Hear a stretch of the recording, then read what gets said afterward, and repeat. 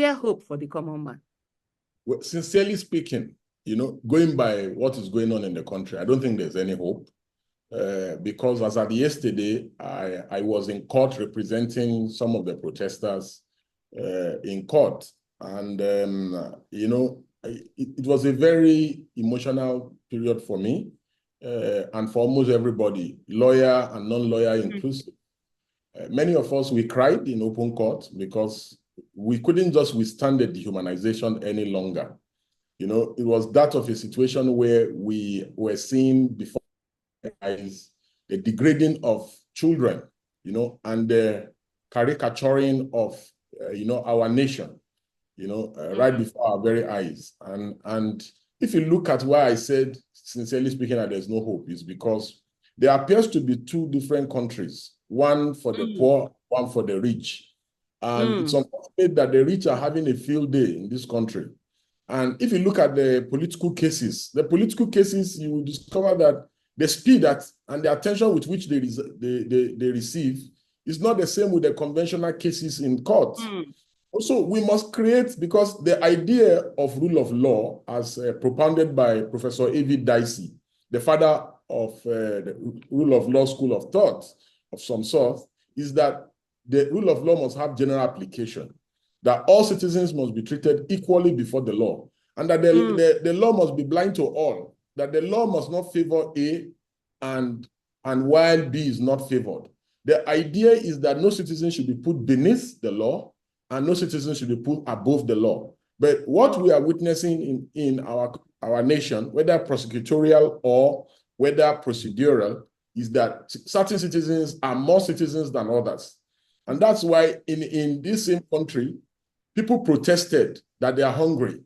Yep. And the solution to that is arresting them and putting them on trial and subjecting them to more hunger.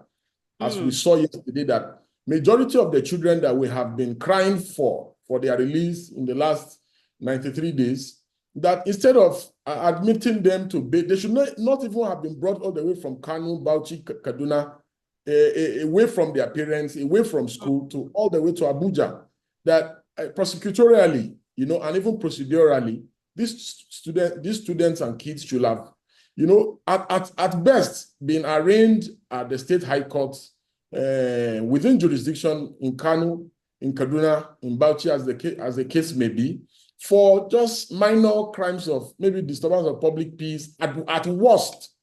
What is the business of children, little kids, and treason or mutiny? It makes no simple sense.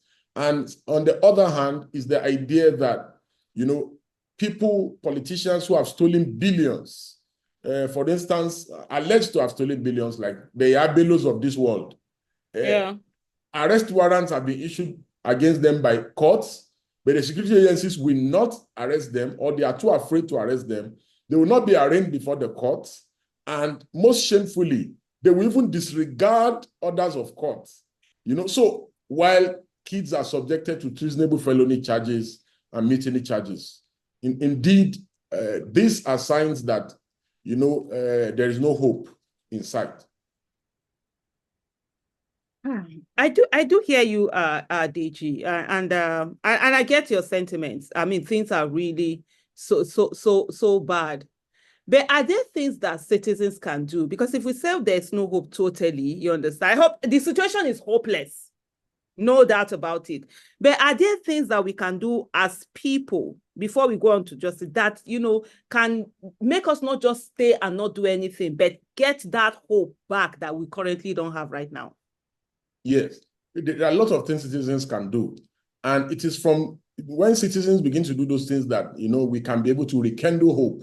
Yes, there seems to not be hope in sight, but I don't believe that all hope is lost. However, citizens can do a lot that can be done.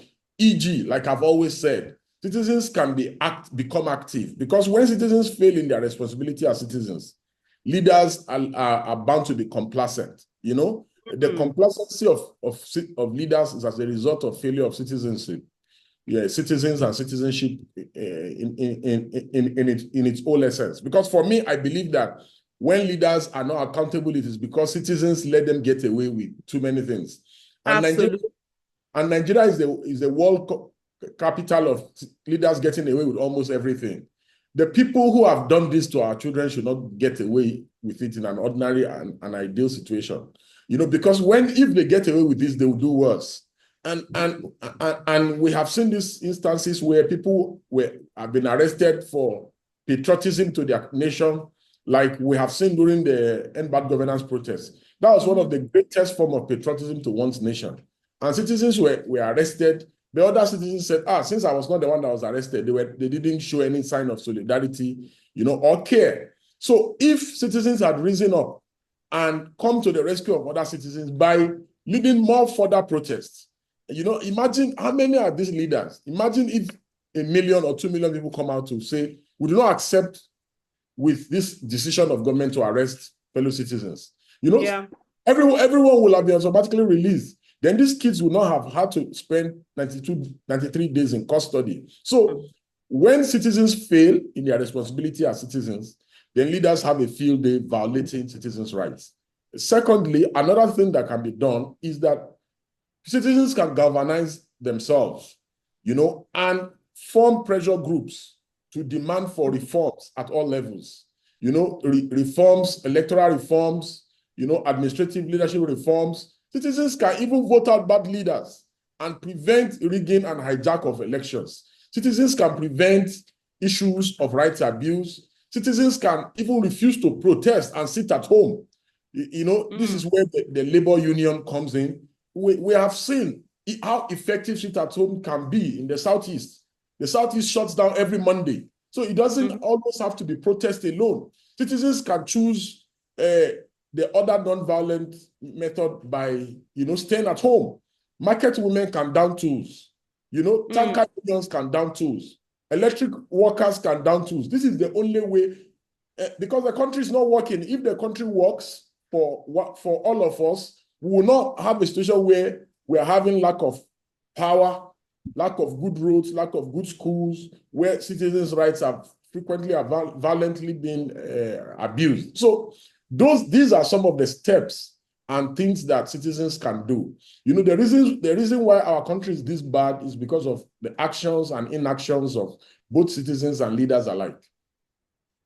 I totally agree with you where you talk about the fact that citizens are not doing the things that they're supposed to do. We actually have also failed.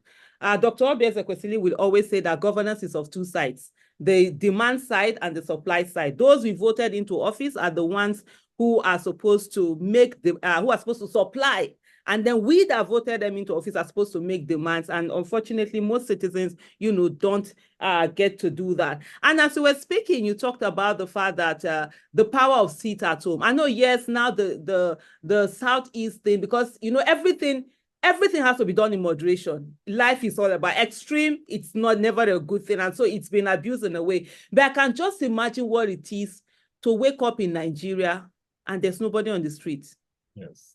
So they're not going to be let them be tear gassing themselves. Let them go out and be tear gassing themselves. People are at home. We say, no, we are not. We are ready to sacrifice this. But most times when you're calling on people to do that, there's a selfishness that we as citizens, we must take responsibility for that. We as citizens have in feeling that, it's none of my business.